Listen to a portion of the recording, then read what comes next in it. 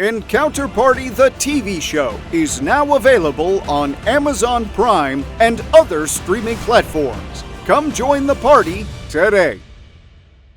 Last time on Encounter Party, Ravnica, the city of guilds, prepares for the massive end-of-the-year festival. The fates of 5 strangers are thrust together in the wake of a mysterious artifact. Forced into a fight they did not provoke, our players find themselves on the strange side of the law. The Boros Legion, a dangerous orb, all that and more this week on Encounter Party.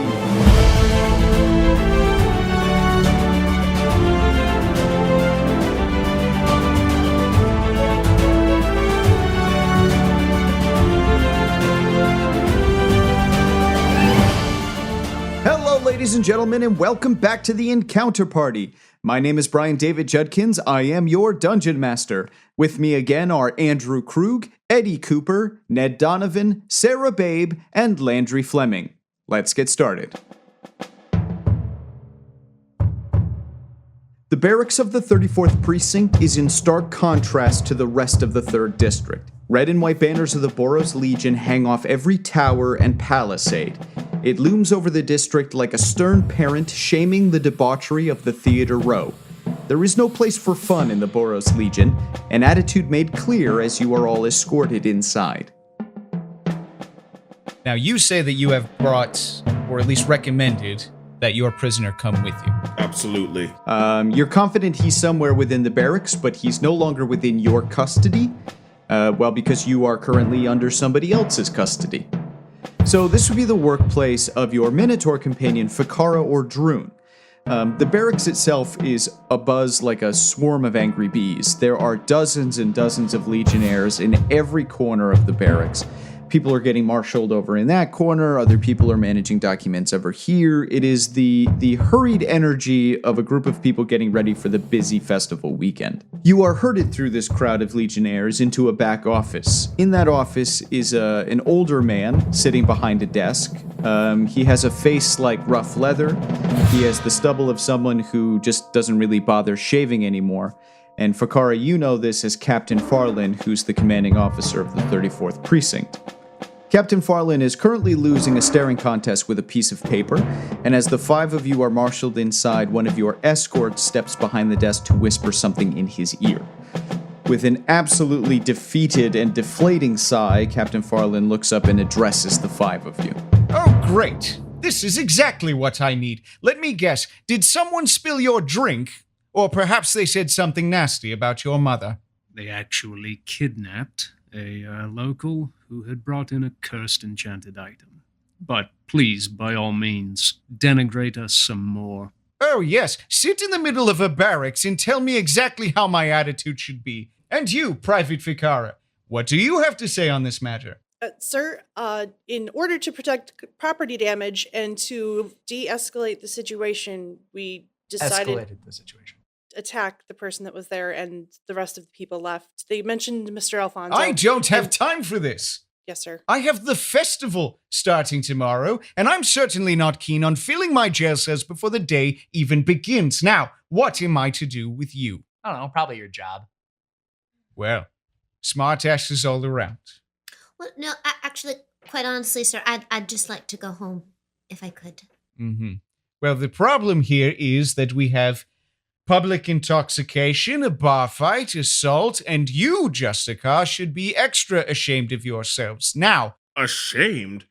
I tried to stop someone from being kidnapped, and you stand here mocking me. I am trying to be as civil with this as I possibly can. But I have every right to throw you in a jail cell until I find the time to bother coming to speak with you again.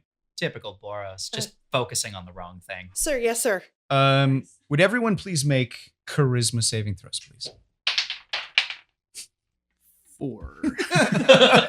18. A 19. 18. 21. Okay. Well, you are probably fine. You are probably fine because this is your boss regardless. I would say this, Andrew. Whatever is about to go down might be better to just hope it ends quickly, and then, unless this involves actual physical confrontation or jail time, maybe just let this man stew out. He has not managed to intimidate all of you physically, but it is very clear that you're going to have to wait for him to decide when this is over.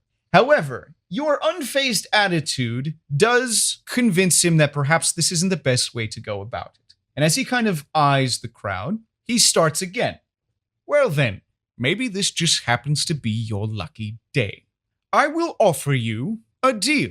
You can either work or you can rot. What will it be? Work what? The festival of the Guildpact starts tomorrow. And as you can guess by my demeanor, it is my favorite time of year, when my entire battalion is garrisoned along the streets of the festival, having to protect the fair people of Ravnica from their drunken selves. The thing is that the bureaucrats of this city tend to forget that criminals tend not to commit crimes directly in the faces of legionnaires. A couple of plainclothes officers might do me a bit of good this weekend, so I offer you this. You work for me and keep the riffraff out of my hair for the next 2 days, and I will commute your sentences. Is there pay? Otherwise, your payment is staying out of a jail cell. I have no problem keeping you on hold until the Justicars come down and deal with this themselves. The mood mark enchantments in Lorzach's face flit into a reluctant configuration as his face blushes an autumnal yellow. This is not a very difficult thing to work out. You either putter around the festival for 2 days, get a little tough with the riffraff and the street punks, or you can spend the weekend in jail. Getting tough with riffraffs and street punks is my job. Glad to hear it. And you, Private Vicara, don't really have a choice. No, sir. Yes, sir. Sir. No, sir. Yes, sir. Sir. Good Christ.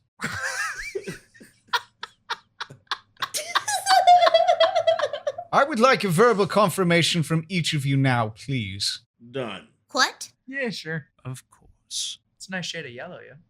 I'm not expecting an Is It scientist to follow along anyway, so just line up with the rest of these clowns. Okay. And do puff your chests out like you're proud of yourself. And as you guys line up in order, perhaps Oh, I do. taking example from Ficara, a Boros mage happens to walk in front of you, and at each of your chests, he just kind of shoves a fist into your chest, and it is hot, like red hot. And as he pulls it away, you see a small Boros sigil, a glyph that just sort of like flickers in flame above your chest. It is the red sunlit fist of the Boros Legion. And he says, as he's kind of talking about it, it slowly flickers away just as much as in there. He says, if you get into trouble, tap your breast and the sigil will alight. You now work for the Boros this weekend. I don't care what your guilds are. I don't care what your past is. And I don't care where your allegiances lie. Your job this weekend is to keep the nonsense out of my hair, and I will keep the nonsense out of yours. Is that understood? Sir, yes, sir. Yeah. Private Ficara, Yes, sir. you are hereby demoted to Hasda for the entirety of the festival. You will not enjoy the privileges or the help of your fellow legionnaires. Your job is to marshal this civilian militia, and do not disappoint me. Sir. Yes, sir. Now get out of my office.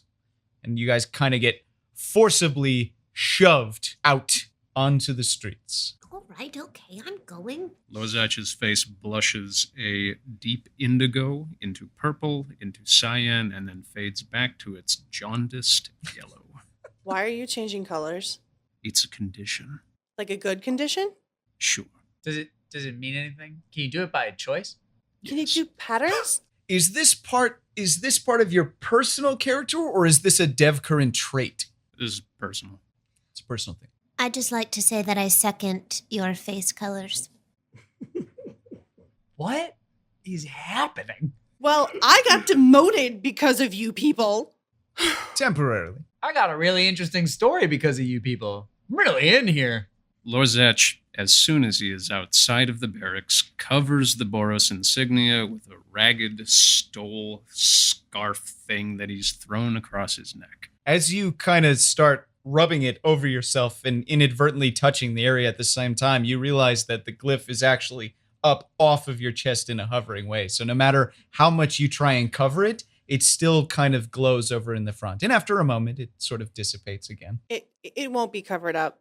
I don't know about all of you, But I'm planning on getting to the bottom of what this is. I'm not holding it barehanded. Not holding it barehanded. I would love to continually make you take chill damage. Every time you like, where's the thing? It's right here. Oh no! Shit. Fooled again. Xenia is smitten by the orb, so as soon as he brings it out, her eyes just go straight. She's with you all the way. I can see you're intrigued, sorcerer. Mm. Yes. Then join me. Okay. Well, we can still patrol everything. I mean, we need to patrol everything, or they're going to put us back into the barracks. As of tomorrow morning, you are on duty. Tomorrow morning. Tomorrow morning. It is now evening. Oh. Supper time. So we've got like a little bit of time. A little bit of time. So, you find your way back to the leg end, the only place that still has open rooms this close to the festival's day. Dodgy looks very nonplussed to see you, but he offers you rooms to stay for the night at the cost of 200 zibs per night. You have the breadth of rooms available to you. Every one of them is open except for the one all the way down the line. You can partner up as you wish if you wish to stay together for any reason, but there are 5 of you and there are only 3 rooms available. So please divvy yourselves out as you wish. I'd like to stay with the orb, please. I'll allow it. Thank you. So 3 of us, right? Well, it's like your room, huh? Fine. Yeah, all right. All right. So please make a note as to where your gear would be located for the following day. And then everybody gets a nice long rest.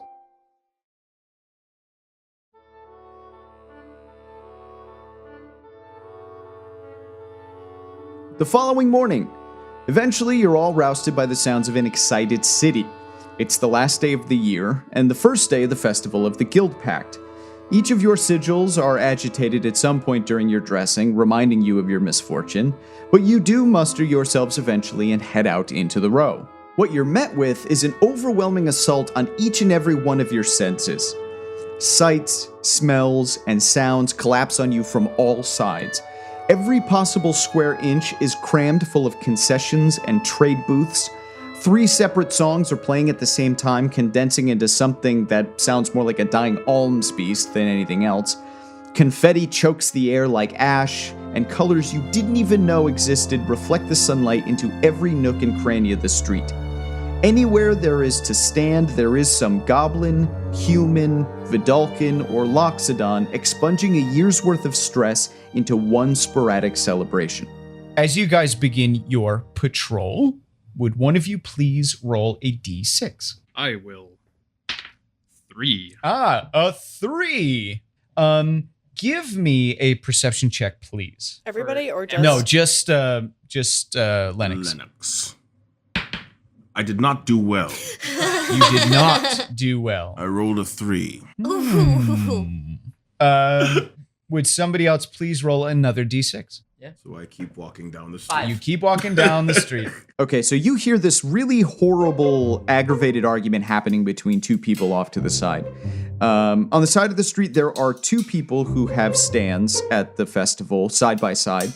One of them is this sort of craggly old lady who has a booth full of, like, kitschy items for sale. And then next to her is this sort of, like, horrid, wrinkly old guy who is selling street food. He is vending street food. But upon closer inspection, it doesn't look very appetizing. Like, he's not actually particularly good at making whatever it is that he's selling. And they are in it after each other.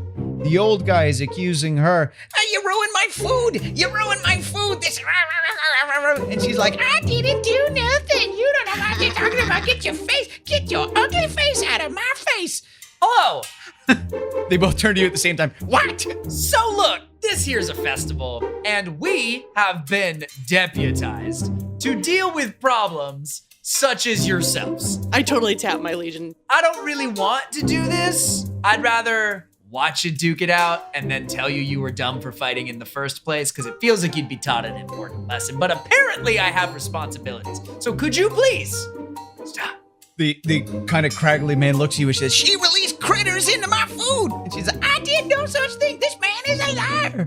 Is there any proof that she unleashed critters into your food? Oh, he like holds up some and there's like bugs. It looks like your food has gone rancid. I examined the bugs. Please do. Please do, Dev Corinne. 24. Yes. Oh, I mean, yeah, well, the Golgari would definitely know what the bugs are. You immediately recognize what these are. So they're called sugar beetles. In the Undercity, the Devkarin elves probably have a different word for them, but up here, they're nicknamed sugar beetles. And they set in right at the point where food starts to ferment or goes rancid. In the Undercity, sugar beetles are used as an indicator on when it's time to give up on a crop. If sugar beetles set in, then the crop as a whole is pretty much gone and needs to be completely uptoiled and sort of started again. So this is an indication that this food is not good. And it would be naturally occurring as opposed to introduced by a third party. It would be naturally occurring. Lozat shares this information with the party. Sir, your food has simply gone bad. You cannot blame this woman. So he just kind of scowls, and she feels incredibly victorious about the situation. She just goes, "Ah, I knew it! I told you! It's got nothing to do with me!" Madam, disperse now, please. Well, she has a stand. She's not going to disperse. She can still have a thing. But Go back to your stand. We will call this situation readily quarreled. One more d6, if you please. 3. Please give me another perception check. For Lennox. Whammies. 4. You got a little bit of a whammy. That's a whammy. Do you not have any bonus on your perception somewhere? Is it like a 6 at least? No, it's... Oh, shit. Yeah. As you guys kind of continue, you do hear another ruckus. As you kind of look to your left, you can see down an alleyway that there is a small crowd of people who look like they're shoving somebody up against a wall. I'll go up and kind of... There is a gang Okay. of 6 young humans Okay. who have a small goblin literally up off the ground, pressed into the wall. Drop the goblin now! They kind of look over at you pretty pissed off. Who the are you? Back off, bovine. Excuse me? What are you, horns deaf? They've did it now. They kind of like fan out. They kind of drop the goblin to the floor and they kind of fan out. There's like 6 of them. They're like... Excuse me, friends. They look like they get in fights. Like they're not... Excuse me, friends. Would you like to join me in So I walk beating up. the living hell do we out have of a these mad people? cow? Boom! I just charged directly for him. Full freaking give me an attack roll. horns. Give me an attack roll. Can we also get the age of these children just so I know? Street toughs. All of these... Old enough to know better. There you Yeah, go. that is going to be a 15. A 15 will do it. Roll me some damage. Gladly. If you murder a child. 5. Okay, so please describe to me exactly what's happening here. I just go for this guy. Headbutt, I just... punch, Probably a headbutt. probably a headbutt. So you just walk up to this punk who is like up to your chin, Right. and you just full on headbutt him in the face. Yeah. And he goes down, and they're like, "Hey man, we didn't mean it. Oh, I'm sorry, ma'am. I'm sorry." And they kind of like collectively pick themselves up and just freaking book. Like this is not. They stepped and got put in their place, and they are out. And now you have this goblin. I walk up to the goblin. Are you all right? He goes, Oh, yes. Oh, thank you. Oh, Skix is so thankful for you. They were very mean. They were very mean to Skix. Why were they attacking you? Oh, because Skix is a goblin. They're not very nice to goblin. No one's nice to goblins. Can we escort you someplace, sir? Oh, he says, yes, I clean up one of the theaters in the area. I am just a push broom. Well, come. We'll take you and make sure you get to your next place safely. Lozach rolls a 15 for insight against the goblin. Yeah, Oh, yes. I was about to ask the same damn thing. you can also make an insight check. That's totally No. fine. He is not. He looks incredibly frightened. You get no sense that he's lying. He is some poor young goblin who has a menial job, and these guys were pricks and probably were beating him up because he's an easy target. Lozach is satisfied and chooses to escort the goblin back to his place of business. So you escort the young goblin back to his place of work in Theater Row. It's a nice theater. It's one of the larger ones, definitely sort of patroned by the Orzhov banks. It's a nice place. And Skix very apologetically, oh, thank you again, thank you so much, as he shuffles his way into the front entrance. Unlikely to come back out during the remainder of the festival, probably had enough fun. The rest of your afternoon is pretty event-free and mundane. There is a Selesnian lyre trio that performs a concert out on the street, and that kind of keeps everyone's attention for a while. Even though people don't really like Selesnian music out here, they're booed pretty viciously. This is a sort of a Rakdos part of town, but at least it keeps everyone in one place and kind of keeps their attention to prevent any more major mishaps for you. So as the afternoon comes to an end and supper time begins to set in, and as the festival sort of makes its way off the streets indoors for the night, you guys probably find that it's safe enough for you to return to the leg end if you so desire. Thank you for all of your help, friends. Is there any reason why we would not head back to the leg end? I mean, I would love to know what's going on with this sphere. Is the sphere in your possession, or is the sphere back at the leg end? The sphere is in my possession. Cool. Please reach for your sphere. No. Oh, no. With my cape, Yes. I reach for my sphere. As you go to grab your cape, you realize that there is like a slit in your cape. Now, thankfully, the orb is still there, but your coin purse is gone. Curses! Yeah. Bad luck, bro. Very clearly a cut purse has snuck by and snipped your purse. Stupid failed perception check. Yes. in fact, based on the rolls, a second one came by to steal it again. But it was already gone the first time, so he was just kind of disappointed. Oh, somebody got here before me. Well, that's Rats! Ah, shucks. I'd love to go back to the boss leg end, is have gonna be some mad food, about and this. maybe put this sphere on the table and just like try and make some decisions. Are you guys heading back to the? My coin purse has been stolen. I have no zips. I got zips. I'll help you out. Where are we going? Are we heading back to the tavern? As long as we're all satisfied that this satisfies what the captain has asked of us, and that we're not likely to incur any. Yeah. Yeah, what time of day is it now? It's towards the night. The festivals are kicking in, so it is New Year's night. Oh, yeah. So there is going to be New Year's activity, but there also is nothing preventing any of that guard duty from happening at a bar. Look, we don't got anywhere else to go. I'm a big fan of the leg end. Dodgy's cool. Let's go leg end. Sounds Yes. Let's head back. So, you guys head back to the lake. You find yourself a table. We'll say out of privacy, if you would prefer to take the one in the back corner, you may. good. Yes. Love that you have a favorite table.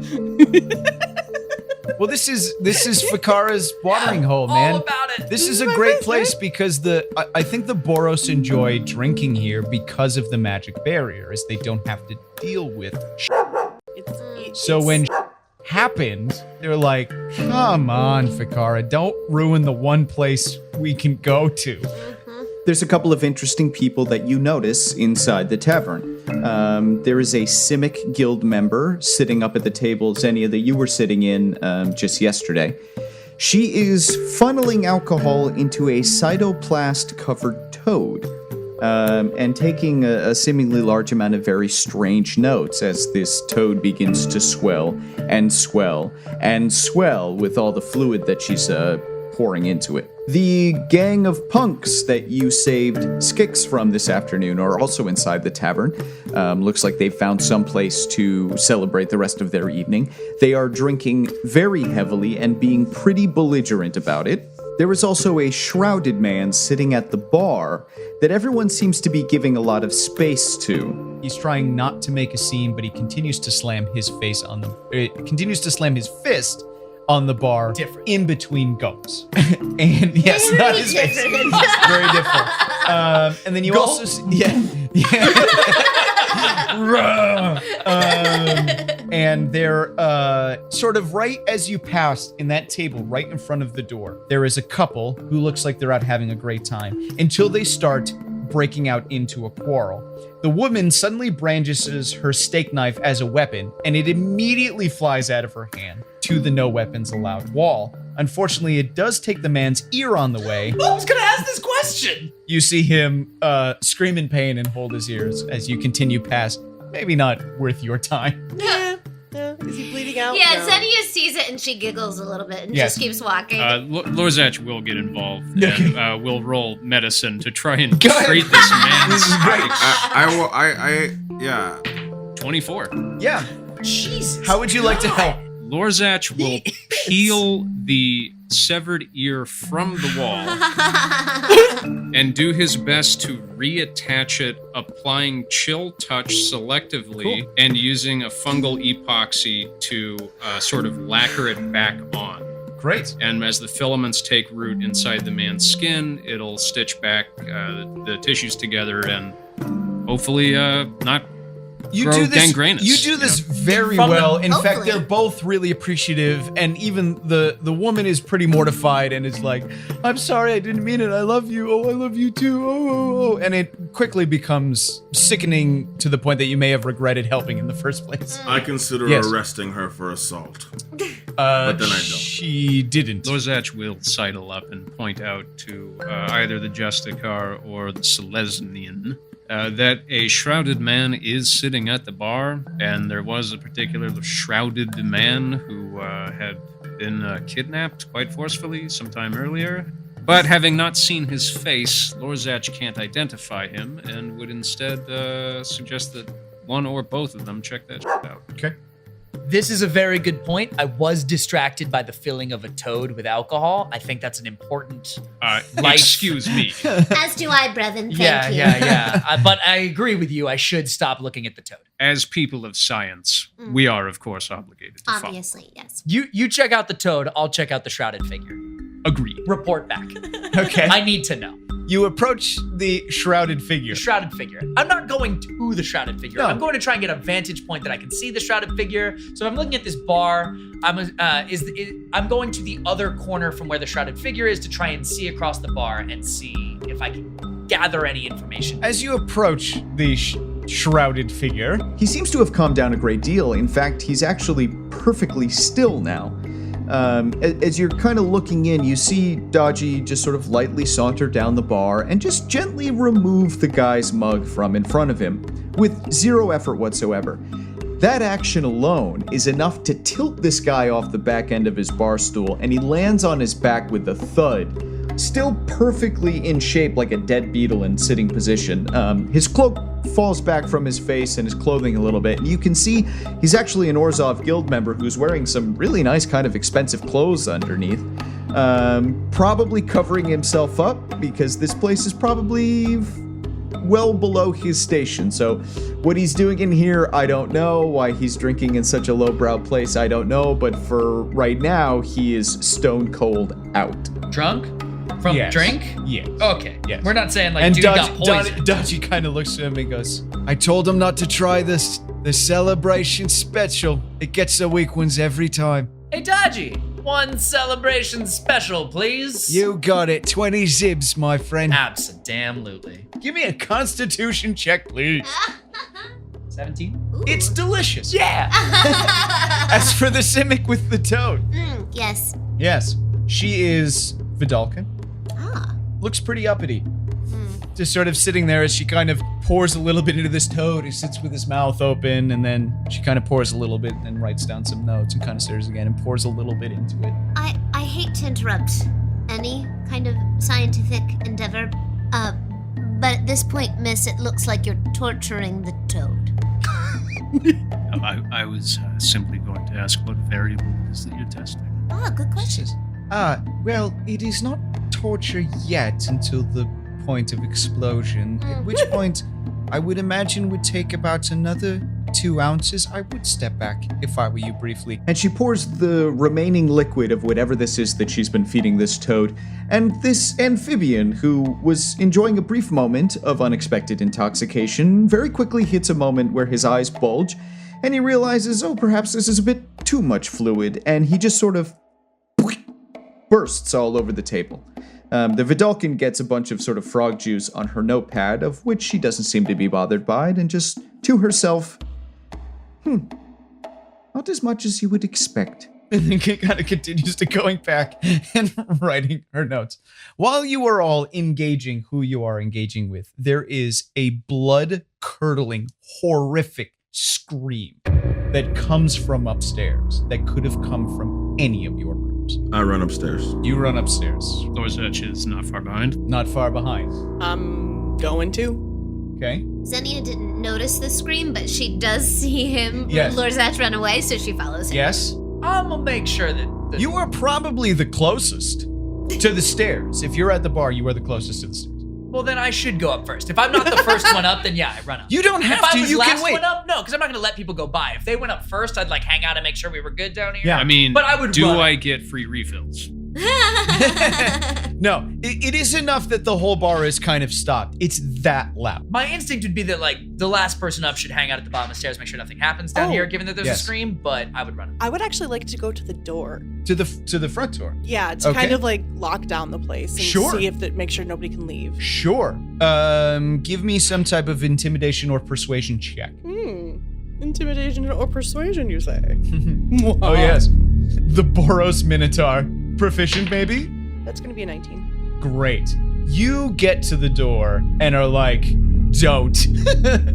Any of you thinking about getting out of here, don't. And everybody just kind of sits still and it's like, oh, this night just got really bad, didn't it? Those of you who run upstairs, you realize that the scream, as you kind of very quickly hunt door, you realize the scream came from the very, very end of the hall. That one room that was already occupied by the time that you goes in there.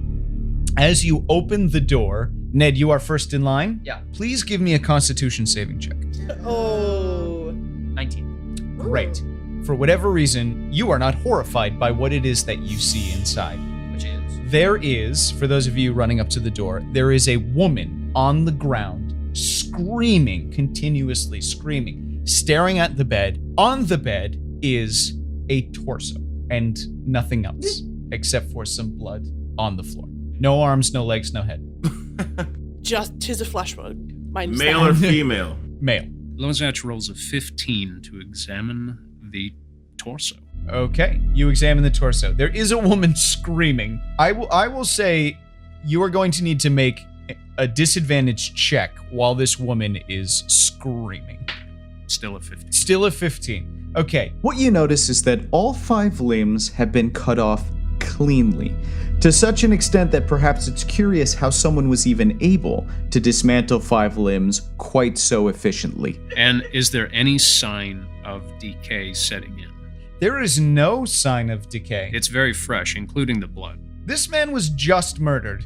Just murdered and by the woman. all limbs Are the windows open? removed, decapitated, likely post-mortem, given how cleanly the cuts were made, and there is no sign of any of the limbs nor the head in this room. I go to the woman. Yes. Madam, what did you see? What's happened here? She is so completely horrified. She's very unresponsive. She's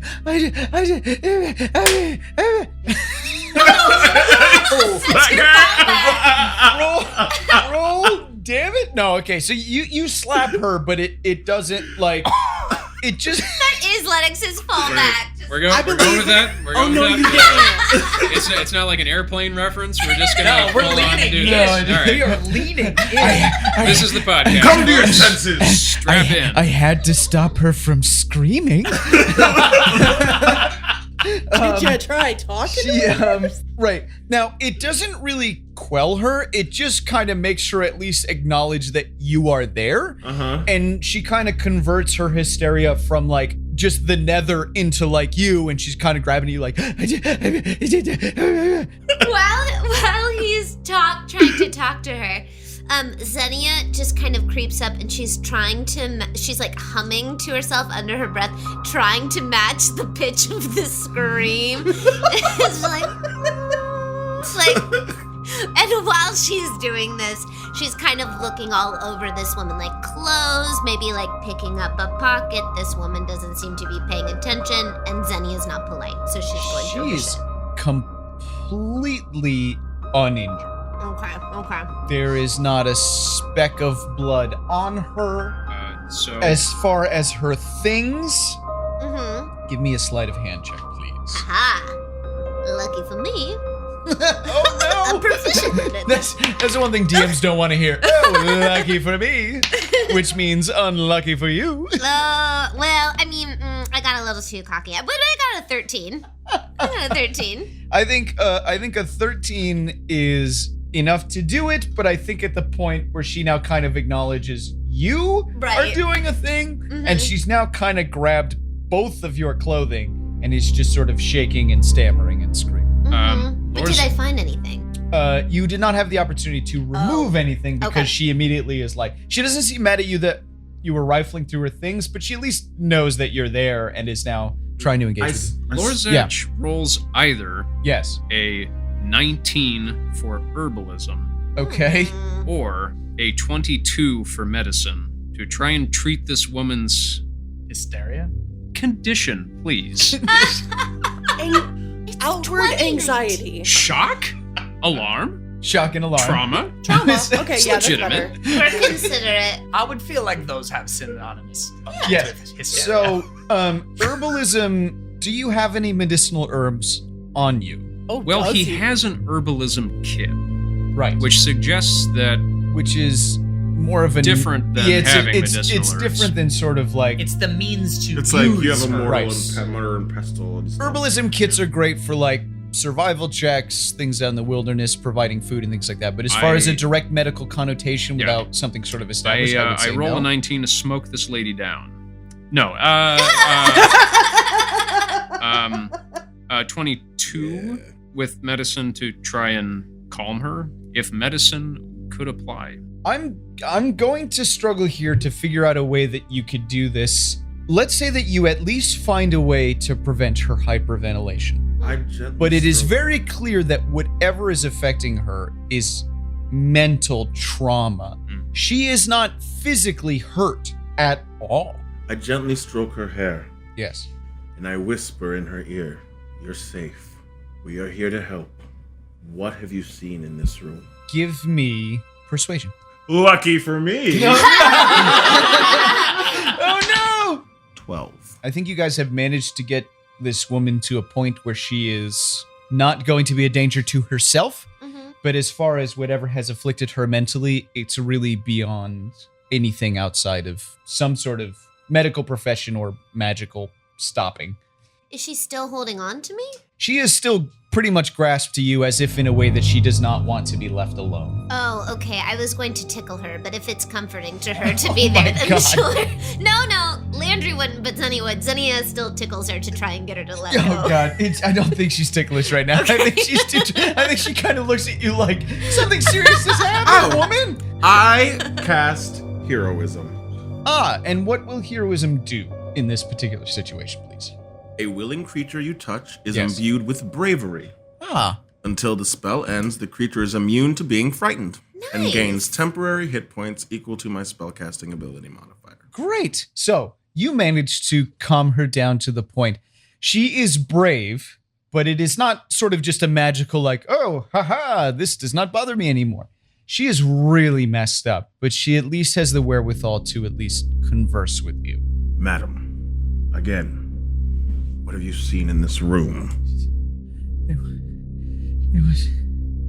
It was a man, and somebody came and cut him, and they threw me in the corner, and they told me not to move, and I covered my eyes, and I couldn't see, and I heard a horrible noise. I need you to Like try and a- remember what this man looked like.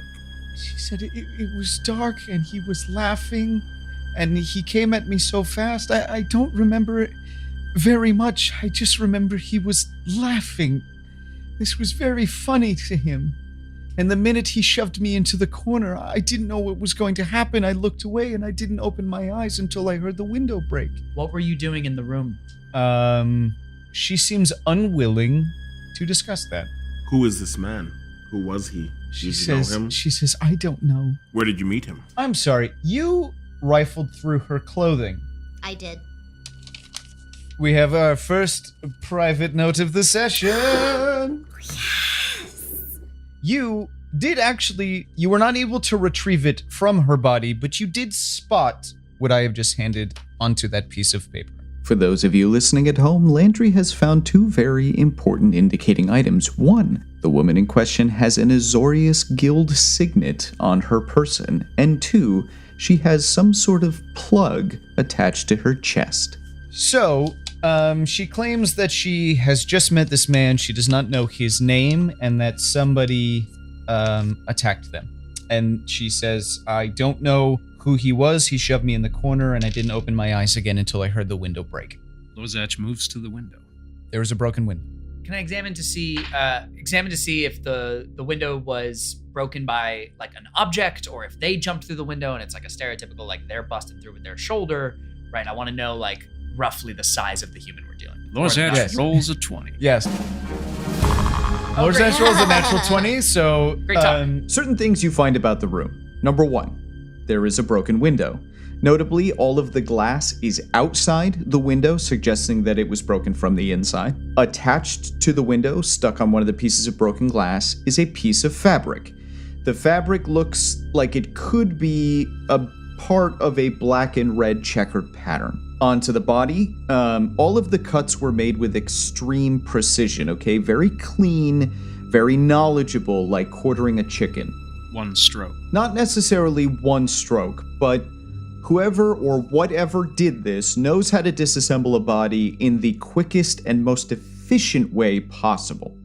This is a practiced maneuver. While those of you upstairs are investigating this murder scene, Fakara, down at the front door, you see 2 people stand up from a table over in the opposite end of the tavern where you guys were sitting. They are in full Boros uniform. There are 2 of them, 1 male, 1 female. They have dark skin, white hair, and they are dressed in a Wojak uniform. Now, the Wojak are the Boros detectives. They're the investigators. They're the people who would be called anyway to deal with a murder scene. And it looks like they kind of sigh to each other, having resolved that there's no real way that they're going to avoid being a part of this situation. They look to you, Fakar, at the door with this just extreme disappointment and make their way upstairs. So those of you who are upstairs quickly can see 2 Wojak officers approach and ask what's going on. I say, please tell these men or these people what you've seen. And she does. She recants the situation. And they're like, this is... Okay. All right. And the woman looks at the man and says, shoot you for who has to go. And he goes, ugh. And they kind of throw a rock, paper, scissors. He loses and says, fine, I'll go get a team. And then he starts heading his way out, asks you to let him out. And it's very clear that the Boros are going to go do their duty because this falls within their line. The woman on the floor does start talking to the Wojak officer. For whatever reason, she seems much more comfortable talking to her. Perhaps you're not necessarily carrying the air of a Justicar today, but the Wojak does manage to get out of her that her name is Alasia, and she simply recounts what's going on. And the Wojak looks at you, Fakara, and says, I heard we've got a new Hazda soldier kicking around the barracks. I'm not technically on duty today, but you are. And as far as I'm concerned, this is your mess. So, until Studi gets back, I don't really want to be bothered by this, but as soon as the med team arrives, I have work to do on my hand. So, and she just kind of leans back against the railing and kind of folds her arm. This is your district? It's all our district. Oh, right. Undercity. Up here, we have laws and rules and areas where we patrol and protect stuff so that lawless craziness just doesn't run around wherever we feel like. Yet still, there's a disembodied torso. What Rakdos performers do you know in the area? He holds up the red and black checkered cloth. She looks at it and she's like, you're kidding, right? Sorry, Undercity. This is Theater Row. 90% of what you see is Rakdos. Any of them moonlight as butchers? Are you serious? The cult of Rakdos. A cult that worships a demon named Rakdos, who somehow was allowed to be a guild leader. They're masochists who worship a nihilist in the theater district. While everyone else is distracted, I'd like to quietly go up to the woman and just say, I feel like you're not telling me the full story. Persuasion check, please.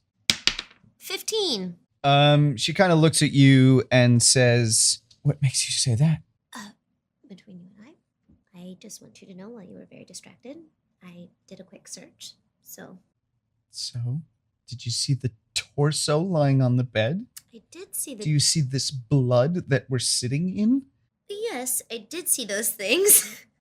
There is a lot of blood. You're absolutely correct. And I'd love to look at it some more a little bit later.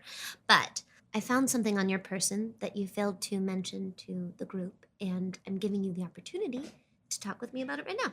She's a little standoffish, as in like, what are you talking about? Well, Don't you see what has happened to me? I just reach my hand and I touch where I found the object. Okay. So she just kind of looks at you and just very gently. Okay. So she shakes her head at me. Yes. And I pick up on this and Xenia very quickly goes, blood! And she walks over to the torso. Okay. You guys have a very brief period of time before a Boros medical team comes to start, ascertaining if this guy's dead or not. Are there signs of a struggle in the room? No, again, it is sort of frightening how clean this was. But there In is- fact, the only thing dirty about it is the fact that somebody left through a window. Is it clear how they got in? Did they come in through the door? Great question. It's not clear. The important thing to note is the window is locked, but it is broken. It was an exit. I would love to take a brief hiatus back downstairs and ask Dodgy, who is in the room? Who signed it out? Do we have a ledger? Yeah. It's pretty good. Yeah.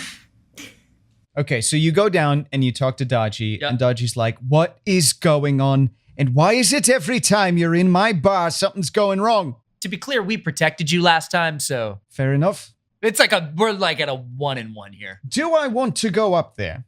No.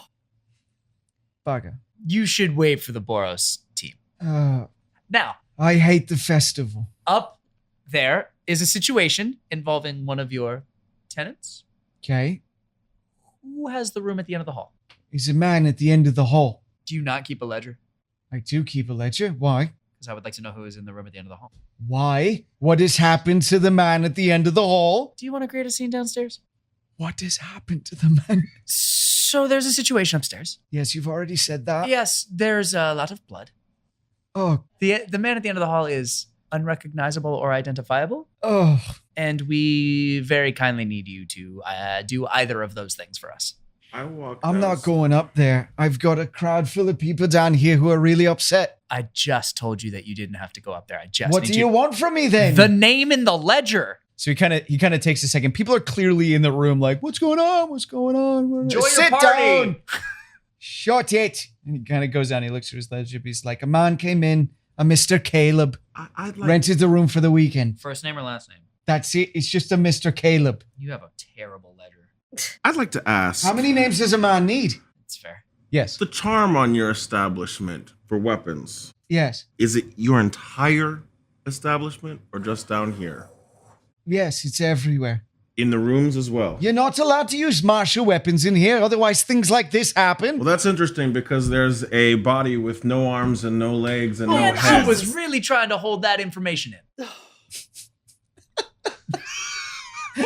He goes, oh, Christ, oh, God. I hate the festival so much. Yes. I'd like to cast Detect Magic. I got an 18. You got an 18 Yes. on Detect Magic. There is magic localized within the room. Okay. Of what it is, I don't know. yeah. Okay. But there is something localized within the room. But whatever it is, you've never really smelled it before. Okay. If I go back upstairs and rejoin Yes. in the room, could I perform an Arcana check based on knowledge of lore to see if that's something I would be able to recognize? Yes, please.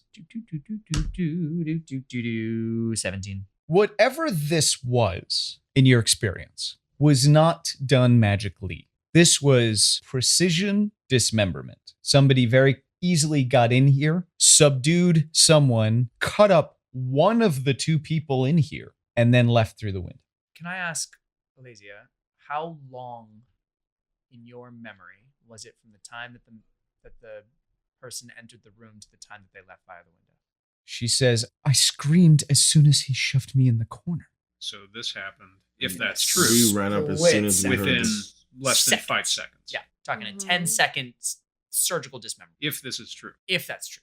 This woman's story, which she ascertains is true, is that somebody came into the room. She does not know how they came into the room. She doesn't necessarily confirm or deny that the door was locked. It's not her room. Entered the room. In the moment when her and the other man realized that person was there, she was put into the corner and told to stay there. She closed her eyes, screamed, heard the person leave through the window, and then when she woke up, So the this scream was was there. not related to the torso and the blood. The scream was from a push to the corner. The scream was when he put her in the corner, and it is very unlikely anyone heard the breaking of the window because she screamed. By this point, the Boros team has arrived, and the Wojak officers officially take over the crime scene for the time being. The 5 of you are ushered back to your rooms for the night, and you get to think about how horrible of a day this has been. Lennox, for a second night in a row, you find it difficult to fall asleep as you have this dangerous orb pressed against your side. Xenia, you mull over the items that you found on Alasia's person and wonder what that could possibly signify. And above all, the 5 of you lay awake in your beds commiserating over the fact that this was only day 1 of your sentence, and how much worse it could possibly get tomorrow.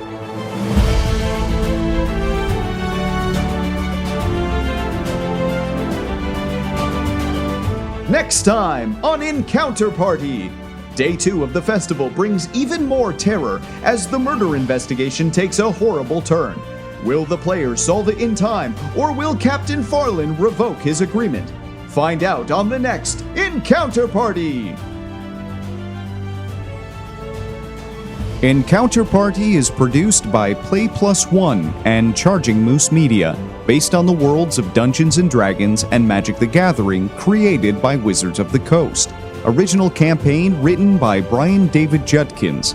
Sound capture and original effects by Will Malones.